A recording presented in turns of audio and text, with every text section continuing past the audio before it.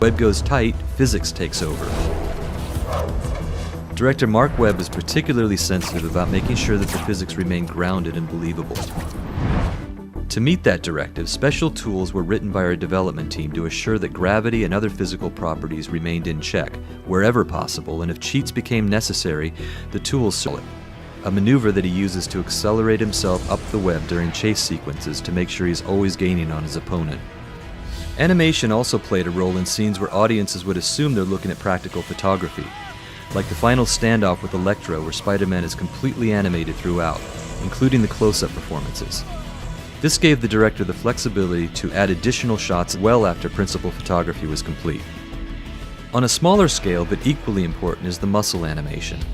The silhouettes and volumes are animated to specific lighting conditions for each shot, so that the contours of the sculpt are picked up in the specular areas of the render, just like in the comic book artwork where the muscle shapes are so clearly and artistically defined in dramatic lighting. Then a simulation pass adds jiggle to the muscle masses so they resonate realistically in response to both internal and external forces. And notice the wrinkling detail in his suit. The new suit design is much looser than it was in previous iterations, so a full-on cloth sim gave us the opportunity to bring out another layer of detail, with wrinkles driven not only by his movement but also react to the environment, like fluttering in the breeze during freefall.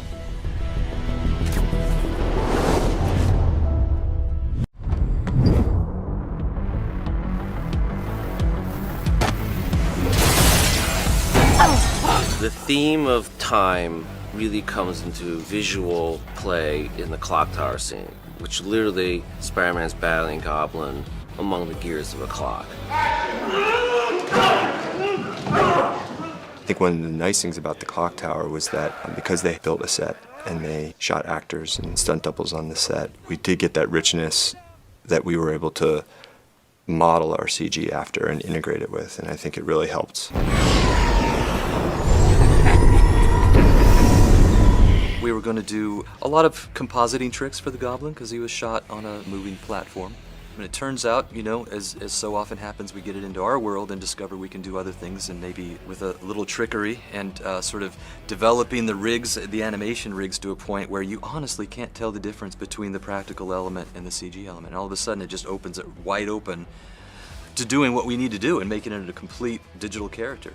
And where it was only intended, just like in the first Spider-Man, Spider-Man was really only intended to be seen, you know, this big in the distance as a CG character. And as it evolved, obviously he became more prominent, and I think that's what happened here as well. Run! Harry! Harry, put her down! You don't remember me? No. There's a sequence in Times Square that we call the Spidey Sense scene. And Marc had the idea that it was a frozen moment in time to show Spider-Man working out all the complexities of saving these people in a single moment.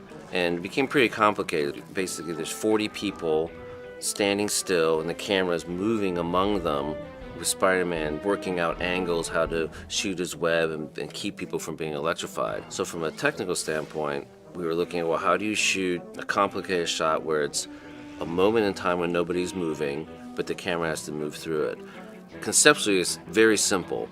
We just had everybody practice for weeks holding a pose, and the camera just basically moves through in real time. And they would just hold still as best they could for the 5 or 6 minutes it took for the camera to move through.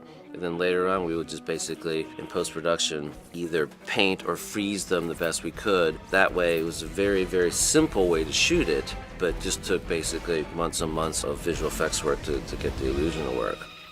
The sequence itself, the sheer volume of the effects work, I think has really come together well. And my hope is that, people are so engrossed in the story and watching it that, some of those effects become seamless and you really, get involved with the story that's happening, and you're not focusing on the fact that everything that you're seeing in Times Square is not real. Hi there, it's Debbie. Did you know that in the 90s, Michael Jackson actually tried to buy Marvel Comics just so he could play Spider-Man? It might sound like a weird idea, but Stan Lee later admitted that he thought he would have been very good for the part. Who knows how that would have turned out? Remember to click below to subscribe, remember to tap the notification bell, or click on the side for more great content.